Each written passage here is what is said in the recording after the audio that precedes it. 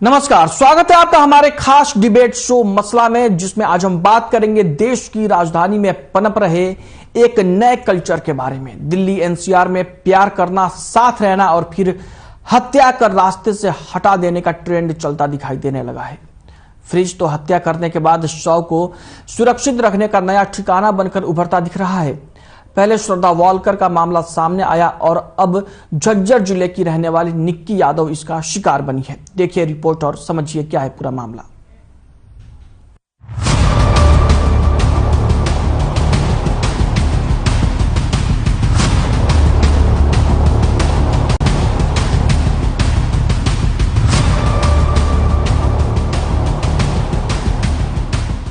देश की राजधानी दिल्ली में लव, लिव इन, मर्डर, लाश और फ्रिज का ट्रेंड चलता दिखाई देने लगा है।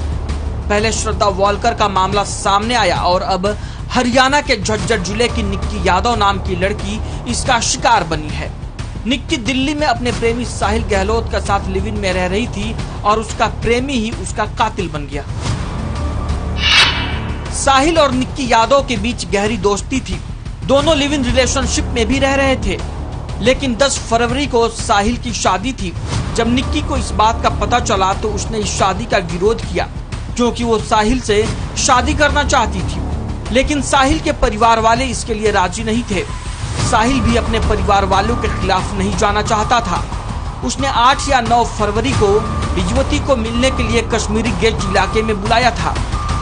पुलिस का दावा है कि इस मुलाकात के दौरान दोनों में गर्मा गर्मी हुई और इसी में साहिल ने युवती की गला दबाकर हत्या कर दी। हत्या करने के बाद वो युवती के शव को वर्णाकार में लेकर मित्राऊ गांव में अपने ढाबे पर गया और यहां फ्रिज में उसके शव को छिपा दिया। मंगलवार 14 फरवरी की सुबह लगभग 11 से 11:30 के बीच साहिल के ढाबे में फ्रिज के अंदर से शव को बरामद कर लिया गया और पुलिस ने साहिल को गिरफ्तार कर लिया। निक्की की हत्या की जानकारी मिलते ही उसके परिवार और गांव में मातम पसर गया। दिल्ली पुलिस ने निक्की के मारे जाने की सूचना उसके परिजनों को दी, जिसके बाद परिजन निक्की के शव को लेने के लिए दिल्ली रवाना हो गए।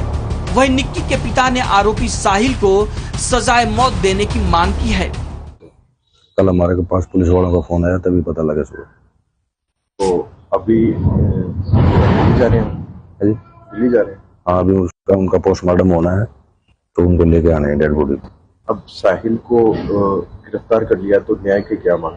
न्याय की यही मांग है जी, उसको भी सजाए मौत होनी चाहिए। इस हत्याकांड को देखकर जहन में एक सवाल उठना लाजमी है। आखिर लोगों में इतनी हैवानियत कहां से आ गई है कि वो किसी की जान को खिलौना समझते हैं और पल भर में किसी की भी जिंदगी खत्म कर देते हैं। बहरहाल अब ये देखना होगा कि पुलिस पूछताछ में और क्या नए नए खुलासे होते हैं। झज्जर से सुमित धारन की रिपोर्ट।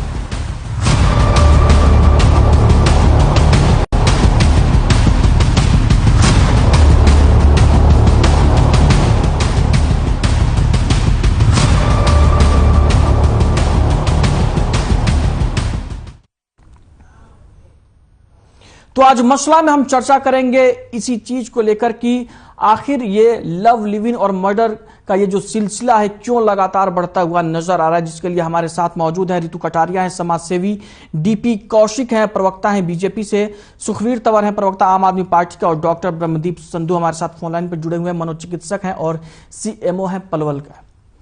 सबसे पहले मैं डॉक्टर ब्रह्मदीप संधू के पास ही जाना चाहूंगा। डॉक्टर साहब, आप सभी का बहुत बहुत स्वागत है हमारे साथ डिबेट में जुड़ने के लिए। डॉक्टर साहब, आवाज मिल रही है आपको? डॉक्टर ब्रह्मदीप संधू, सभी दर्शकों को जी मेरी आवाज सुन पा रहे हैं? जी डॉक्टर साहब, क्या कहना चाहेंगे? आखिर ये ट्रेंड क्यों चलने लगा? लोगों के दिमाग में क्या चीजें चल रही हैं? दुर्गेश जी, मैं कहना चाहूंगा कि जो समाज के अंदर बदलाव आया है कोई एक दिन का नहीं, ये पिछले 1 या 2 दशक की बात है, जब से जो जॉइंट फैमिली सिस्टम ब्रेक होना शुरू हुआ और लोगों ने गांव से शहर की तरफ और शहर से पीजी की तरफ और साथ के अंदर घर छोटे छोटे यूनिट में बदलते गए, यानी कि एकल जो फैमिली है वो बन गई न्यूक्लियर फैमिलीज की तरफ, फ्लैट्स में शिफ्ट करना और पीजीज में रहना। उसके बाद फिल्मों से प्रोत्साहित होकर लोगों ने ये सोचा कि रियल लाइफ तो यही है कि हम लिव इन रिलेशनशिप में रहें, हमारा जो युवा है, आज भी बहुत से लोग ऐसे हैं जो कि फिल्म स्टारों को अपना रोल मॉडल मानते हैं। जी हाँ। और इस वजह से इस प्रकार की लिव इन रिलेशनशिप के लिए प्रोत्साहित हो जाते हैं। कभी कभी तो परिवार के खिलाफ भी जाकर लोग अलग रह रहे हैं। मेरा कहना यह है कि लिव इन तक तो ठीक है, समझ में चीजें आती हैं, लेकिन आप जिससे प्यार करते हैं फिर उसको इतनी बेरहमी से मार देना, उसको ऐसे लग रहा है कि इस्तेमाल किया और हटा दिया, आखिर ऐसा ट्रेंड क्यों चलने लगा है? यही मैं बताना चाह रहा हूँ जी कि जो समाज के अंदर बदलाव आया है उसके लिए कई चीजें हैं। एक तो लोगों का आपस के अंदर कम्युनिकेशन कम हुआ है, और जो अगर हम ये देखें कि मैक्सिमम समय लोगों का फोन पे गुजर रहा है, फोन में भी वीडियो देख देख के नए नए आइडियाज आना, ज्यादा वायलेंस वाले वीडियो देखना, वीडियो गेम भी अगर बच्चों को देखेंगे वो भी खेल रहे हैं, वायलेंस वाले वीडियो गेम खेल रहे हैं, उस सबको देखते देखते समाज के अंदर बदलाव आने लगा है। और कुछ लोग तो होते ही साइकोपैथ हैं जो कि अपने गुस्से पर काबू नहीं कर पाते हैं और ऐसे के अंदर इस प्रकार की कुछ घटना को अंजाम दे बैठते हैं जो कि इंसानियत को शर्मसार कर देती है। ठीक है, रितु कटारिया, आप क्या कहेंगे, आखिर ऐसा ट्रेंड क्यों दिख रहा है? कानून और प्रशासन की बातें तो एक तरफ है, लेकिन जो ये एक तरीके से एक विकृति है जो दिमाग में एक दिमागी दिवालियापन की ओर भी ये संकेत कर रहा है। जी बिल्कुल दुर्गेश जी, मुझे लग रहा है कि जैसे डॉक्टर साहब ने भी अभी बताया कि बहुत सारी रीजन है इसके पीछे। इस तरह से आज का जो युवा पीढ़ी है वो अपने जो संस्कार है उनको कहीं ना कहीं खोता हुआ जा रहा है, और एक लिव इन रिलेशनशिप में रहना तो चलो एक दूसरी बात है, और उसके बाद इस तरह से आप इसे प्यार का नाम तो दीजिए ही नहीं कि ये प्यार होता है कि आपने जिसके साथ 2-3 साल गुजारे और फिर आप उसको इतनी बेरहमी से मार दें, तो हैवानियत ही है ये, टोटली हम इसको प्यार तो कहेंगे ही नहीं। और ये रीजन यही है कि आज जान लेना किसी का कितना आसान हो गया है कि आप मारिए और किस्सा खत्म कर दिया आपने, लेकिन आपने ये नहीं सोचा कि आप किस्सा खत्म नहीं हुआ, किस्सा अभी शुरू हुआ है। आपकी जिंदगी जो है उसके जाने वाला तो चला गया, लेकिन आपकी जिंदगी भी तबाह हो गई, आपके साथ साथ 2 परिवार जो है उनकी जिंदगी जो है वो किस तरह से बदतर हो गई। तो ये सारी चीजें हैं, युवा पीढ़ी को बहुत समझने की जरूरत है, और इनके पीछे जो प्रवोक चीजें हैं, जैसे अभी बॉलीवुड है, ठीक है, आप इतनी मूवीज आपने देखा होगा कि किस तरह OTT जो है वो इस तरह की सीरीज दिखाता है कि ये सारी चीजें जो है वो आज के युवा के दिमाग पे बहुत ज्यादा असर कर रही है। तो हमें कहीं ना कहीं जो है अपने जो हमारे संस्कार है, हमारे नैतिक मूल्य है, उनको बहुत पेशेंस के साथ जो है अपने बच्चों में हर तरह से लाना होगा। अपनी बेटियों को और सबसे ज्यादा तो बेटों को समझाने की जरूरत है, और बच्चों को ये बताना होगा कि किस तरह से आप जो है आपकी मर्जी है लिव इन में रहना, ठीक है, आपको पसंद है, उसके साथ आप शादी भी कर सकते हैं, लेकिन इस तरह किसी की जान लेना जो है ये तो बहुत ही क्रूरता का। रितु जी, आता हूं आपके पास फिर से। डीपी कौशिक साहब, आप कैसे देखते हैं इसको? चूंकि ये एक तरीके से अगर मानसिक विकृति मान लिया जाए तो इसके बावजूद ये कानून व्यवस्था का भी खुले तौर पर मजाक उड़ाना है हुआ। कानून का भी कोई मतलब नहीं रहा है ऐसे लोगों के लिए।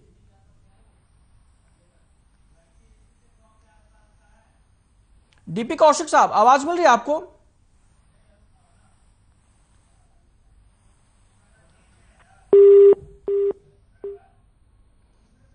सुखबीर तंवर जी, आप क्या कहेंगे?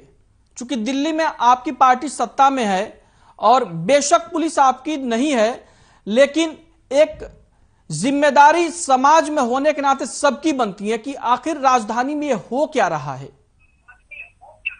देखिए दुर्गेश, जिस प्रकार से आपने शुरुआत में जो अपनी बात रखी, जो आप भली बातें जानते हैं कि दिल्ली पुलिस आम आदमी पार्टी या दिल्ली सरकार के अंतर्गत काम नहीं करती, तो ये सवाल बेमानी है, इसका कोई मतलब नहीं है। देखिए, निश्चित तौर पे जिस प्रकार से अपराध बढ़ रहे हैं पूरे देश में महिलाओं के प्रति, अनेक ऐसे उदाहरण आए हैं जिनमें महिलाओं के प्रति, और खास तौर पे मैं तो ये कहूंगा ये प्यार नहीं है, ये हवस और हवानियत है। और इसमें हर समाज में जिस प्रकार से सामाजिक मूल्यों में निरंतर गिरावट आई है, और अभी जो मनोचिकित्सक कह रहे थे वो कहीं ना कहीं जिम्मेदार है। निश्चित तौर पे ये एक दिन का काम नहीं है, ये कम से कम 2-3 दशकों में जिस प्रकार से अंधाधुंध अनुसरण पश्चिमी सभ्यता का समाज के द्वारा किया जा रहा है, हमारे नौजवानों के द्वारा किया जा रहा है, निश्चित तौर पे ये उसका दुष्परिणाम है। इसके अलावा आप समझिए, कोई प्यार में कैसे किसी को कत्ल कर सकता है जी? इसका मतलब प्यार का तो एक आवरण है, प्यार है ही नहीं। प्यार हो तो कत्ल का मतलब ही नहीं है। अगर मान लीजिए दोनों के बीच में कोई है और कोई परिवार का भी बंधन है या कुछ भी है, पहली बात तो ये है कि जब आप लिव इन में रह रहे हैं तो फिर आपको आपकी जिम्मेदारी है महिला या पुरुष साथी के प्रति कि उसको उचित सुरक्षा मिले, क्योंकि जब कोई लड़की या लड़का अपने परिवार समाज छोड़ के सबको श्रद्धांजलि देके अगर एक जगह रह रहे हैं, उसके बाद दोनों की एक दूसरे के प्रति जिम्मेदारी बनती है। निश्चित तौर पे इस प्रकार की जिम्मेदारी का निर्वहन नहीं किया गया। इसके अलावा जो फिर से आता हूं डीपी कौशिक जी, आप किस तरीके से देखते हैं पूरे प्रकरण को? अपराधियों में कानून का भी कोई खौफ नहीं है। बेशक अपराध भी एक मानसिक विकृति से ही पैदा होती है, अपराध पैदा होता है मानसिक विकृति से, लेकिन ये जिस तरीके से जो ये अपराधों का सिलसिला जो ये चल रहा है, पहले श्रद्धा वालकर का मामला सामने आया और अब ये जो मामला सामने आया है, ये बहुत खौफनाक स्थिति की ओर संकेत करते हैं। ये देखिए दुर्गेश, सबसे पहले तो जो बेचारी जो लड़की है उसके परिवार को हमारी तरफ से सांत्वना, और इस तरह की जो मानसिकता जो लोगों में बदलाव आया है, जैसे मेरे पहले सभी लोगों ने बताया था, मुझे लगता है कहीं कहीं हमारे संस्कारों में कमी आती जा रही है। हम सबको, हमारे समाज को भी ठीक होना पड़ेगा, हमारे अपने आप को भी हमें ठीक करना पड़ेगा, बहुत जरूरी है। क्योंकि हर चीज हम लोग छोड़ देते हैं, कानून व्यवस्था ये सब चीजें है, मैं मानता हूँ इन सब चीजों की बहुत जरूरत है, कानून का डर भी बहुत जरूरी है, बट हमें अभी अपने आप को बहुत कुछ चेंज करना पड़ेगा, क्योंकि पिछले काफी दशकों से ये सब चीजें बहुत उभरती आ रही है। हमारे बच्चे हैं, हम खुद को भी, हमारे पास अपना टाइम नहीं होता, हम सब लोग एक तो मोबाइल का जो, जैसे डॉक्टर साहब बता रहे थे, अब आप लोग भी सब इस चीजों को समझते हैं।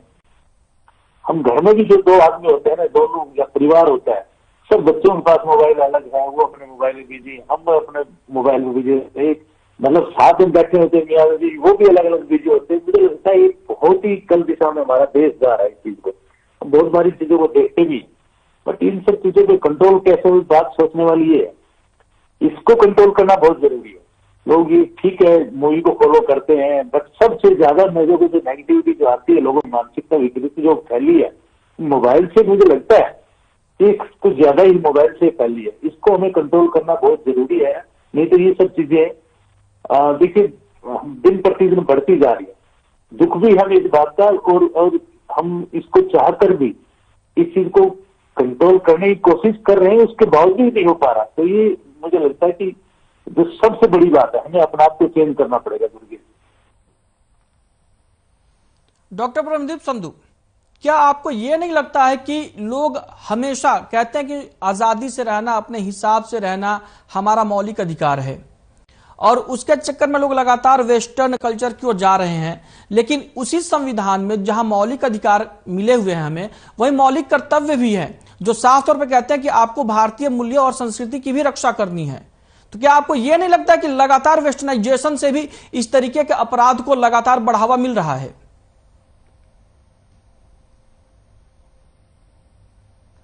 डॉक्टर परमदीप संधू, आवाज मिल रही है आपको?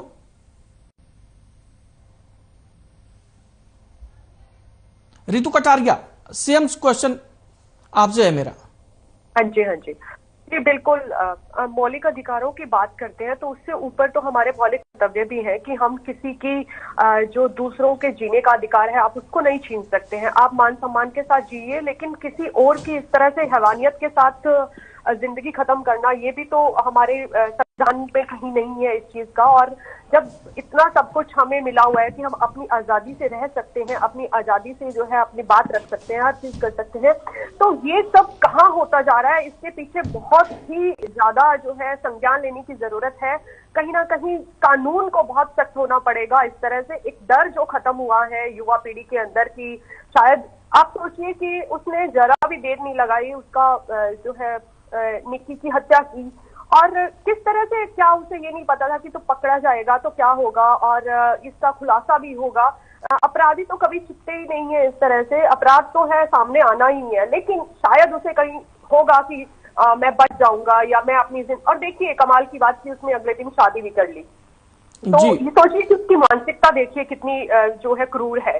तो हमें बहुत जरूरी है कि इस तरह के जो हम चीजें अपने मूल्य जो पीछे छोड़ते जा रहे हैं उन्हें पूरे परिवार के तौर पे देखिए, सामाजिक तौर पे देखिए, हर तरह से जो है हमें वापस अपनी पीढ़ी को जो है सही रास्ते पे लाने की बहुत बहुत जरूरत है। अदरवाइज कितनी श्रद्धा, कितनी निक्की जो है इस तरह से बलि चढ़ जाएंगी, तो ये हमारे भारत देश के लिए बहुत ही खतरनाक चीज जो है वो दिन पे दिन पनपती जा रही है। आप लिव इन में रह रहे हैं, उसके बाद आपके लिए हत्या करना कितना आसान हो गया। बहुत ही दुख की बात है। मैं तो उस परिवार की जो हालत समझ सकती हूँ कि किस तरह से एक विडंबना देखिए कि उसने अपनी बेटी को जो है बाहर इस तरह से पढ़ने भेजा। एक सिर्फ उस परिवार की नहीं, इसके साथ साथ जो और पेरेंट्स हैं जो बाहर अपने बच्चों को भेजते हैं, तो एक कहीं डर उनके मन में भी आपको क्या ये नहीं लगता कि एक तरीके से लोगों को इस जागरूक भी होना चाहिए, चाहे वो कोई भी हो, लड़का हो या लड़की, ब्लाइंड फेथ किसी पर नहीं करना चाहिए। बिल्कुल बिल्कुल। आपकी फैमिली ने आपको पढ़ने के लिए अगर बाहर भेजा तो फैमिली ने पढ़ाई करने के लिए भेजा है, लिव इन में तो रहने के लिए भेजा नहीं। हाँ जी, तो यही तो सबसे बड़ी बात है कि युवा पीढ़ी जो है कहीं ना कहीं इसके लिए परिवार जिम्मेदार आप नहीं कह सकते हैं। परिवार ने आपको जो है फ्रीडम दी है, परिवार ने आपको अच्छे संस्कार दिए, लेकिन आज की युवा पीढ़ी इसका जो गलत फायदा उठा रही है कि वो अब देखिए माँ बाप को बताते नहीं है कि हम किसके साथ रह रहे हैं, कहाँ हम जा रहे हैं, क्या कर रहे हैं। तो उसका नतीजा देखिए कि आप किसी के ऊपर, जो इंसान 2-3 साल से आपकी जिंदगी में आया, आप किसके ऊपर इतना ब्लाइंड फेथ कर लेते हैं। तो युवा पीढ़ी को इससे सीख लेनी होगी कि किस तरह से आप जिसके ऊपर इतना विश्वास कर रहे हैं वो आपके माँ बाप से बड़ा नहीं है, आपका परिवार पहले। ऋतु, आपको रोकना चाहूंगा। डीपी कौशिक साहब, आपको नहीं लगता कि सारी चीजें होने के बावजूद भी कहीं ना कहीं कानून का भी डर खत्म हो गया है? बिल्कुल, ओबियसली मेरे निर्देश मैंने बताया कानून बहुत जरूरी है, कानून व्यवस्था तो इसमें एक मेन फैक्टर है भी। सबसे बड़ी बात यह है, एक बार सुन लीजिए डीपी कौशिक साहब, सबसे बड़ी बात यह है कि उस लड़के ने वारदात को अंजाम दिया, मर्डर किया, और उसके बाद लड़की को अपनी बगल वाली सीट पे बिठाया कार में, और 40 किलोमीटर तक वो गाड़ी लेके घूमता रहा है, और इस दौरान किसी पुलिस वाले की नजर तक नहीं पड़ी। देखिए, ये चीज मैं मानता हूँ, कई बार ऐसा भी हो जाता है जब बॉडी उसको मारा, कैसे रो बैठी उनको नहीं पता चलता। तो ये तो एक चीज मैं इसके लिए तो नहीं कहूंगा आपको, बट ओबियसली कानून व्यवस्था बहुत जरूरी है। कानून में तो बदलाव, जो अगर कानून का इतना अंतर हो तो मुझे लगता है कि ये इस तरह के अपराधों में कमी आ सकती है और आनी भी चाहिए। बट दिक्कत क्या आती है, ये सब चीजें हमें बाद में पता चलती है। आप बताइए, कोई आप लोग रह रहे हैं आपस में और उनके बीच में कुछ करप्शन चल रहा है और कुछ तरह की घटनाएं वारदात हो जाती हैं। अब जैसे पहले वाला केस था, वो घर में उसने कर दिया, नहीं पता चला, उसमें आप बताइए पुलिस क्या पहले ये सब करती है? तो कुछ चीजें हैं इसमें। सबसे बड़ी बात है कि हमें अपने आप पे कंट्रोल करना बहुत जरूरी है जी। हमें अपने संस्कारों पे, अपने समाज पे, बहुत सारे ऐसे जो कार्य देखे मैंने, इस तरह की गतिविधियां देखी है जो हम अपने आप को कंट्रोल नहीं कर पाते। तो इन सब चीजों को ध्यान में रखते हुए कि किस तरह इस वेस्टर्न कल्चर को रोका जाए। सबसे बड़ी बात है कि लोग हमारे जो यहाँ के हिंदुस्तानी भी है जो बहुत ही ज्यादा अडॉप्टेड कर रहे हैं इस कल्चर को, जो कि आने वाली पीढ़ी के लिए मुझे लगता है बहुत ही नुकसानदायक है। अभी तो है ही है, आने वाली पीढ़ी और ज्यादा इससे प्रभावित होगी। तो इस पे कहीं कहीं कंट्रोल करने की जरूरत है, और ऑब्वियसली कानून तो है ही है। इसके लिए तो मैं आपको आपके चैनल माध्यम से भी कहूंगा, और ये सरकार ने इन सब चीजों पे कंट्रोल करने की पूरी कोशिश करती है। कानून में बदलाव भी बहुत किए हैं, थाने भी बहुत खोले हैं, बहुत सारी मैंने ऐप भी ऐसी जारी की हुई है, फोन नंबर भी जारी किए हैं, पर फिर भी कंट्रोल नहीं हो पा रहा। तो इस बात का दुख भी है। ठीक है, सुखबीर तंवर साहब क्या कहेंगे आप? दुर्गेश, जिस प्रकार से ये अनेक इस तरह के प्रकरण आए हैं, ना कि सिर्फ दिल्ली से अपितु समस्त राज्य से। और ये कहीं ना कहीं, जैसा कि मनोचिकित्सक ने भी बताया, मानसिक विकृति है। इसके अलावा मेरा मानना ये है, सोशल मीडिया, प्रिंट मीडिया और इलेक्ट्रॉनिक मीडिया, सोशल मीडिया पे भी अनेक इस तरह के प्लेटफॉर्म हैं जहां पे इस तरह की चीजें युवाओं में परोसी जाती है। मैं हालांकि कहने को तो बहुत चीजें कह सकता हूं, लेकिन यहाँ उतना उचित नहीं है।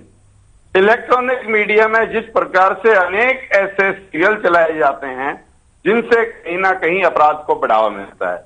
इसके अलावा अनेक ऐसे अखबार हैं जो महिलाओं के अर्धनंगन फोटो छापते हैं। आखिर उनसे अखबार की बिक्री में थोड़ा फर्क पड़ जाता हो, लेकिन निश्चित तौर पे समाज में उनका दुष्प्रभाव है। इसके अलावा जो इस प्रकार के निरंतर अपराध के प्रकरण हैं, भारत देश की अंतर्राष्ट्रीय स्तर पर भी बदनामी का बहुत बड़ा विषय है।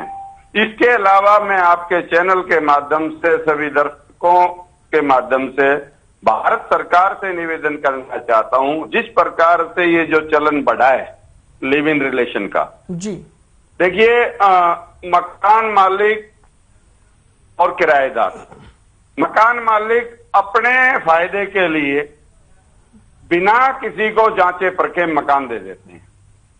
अगर राष्ट्रीय स्तर पर ऐसी नीति बने कि हम जब जो विवाह का प्रमाण पत्र के बिना हम 2 युगल को किराए पे मकान नहीं देंगे, तो निश्चित तौर पे इस प्रकार की घटनाओं में जरूर से जरूर कमी आएगी। कहीं ना कहीं समाज का लोभ और लालच भी इसके प्रति जिम्मेदार है।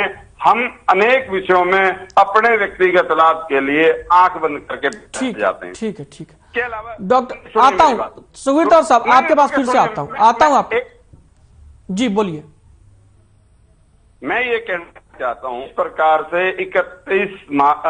31 दिसंबर की रात को जो हुआ दिल्ली में, जिस प्रकार से उस बच्ची उस जैसे भी एक्सीडेंट है उस गाड़ी में फंसी रही और कितने किलोमीटर चली, और पुलिस को लगातार अनेक प्रत्यक्षदर्शियों ने कॉल भी करी, लेकिन पुलिस की जो संवेदनहीनता नजर आई वो भी बहुत बड़ा उस पर सवाल है। हालांकि उसकी लीपापोती करते रहे, मुझे उन बातों से फर्क नहीं पड़ता क्योंकि मैं खुद राजधानी पुलिस। सुखवीर साहब, आपके पास फिर से आता हूं। रितु कटारिया जी, फाइनल कमेंट दीजिएगा 30 सेकंड में। किस तरीके से इन सारी चीजों पर कंट्रोल पाया जा सकता है? गारंटी तो किसी चीज की नहीं है, कोशिश करने की बात।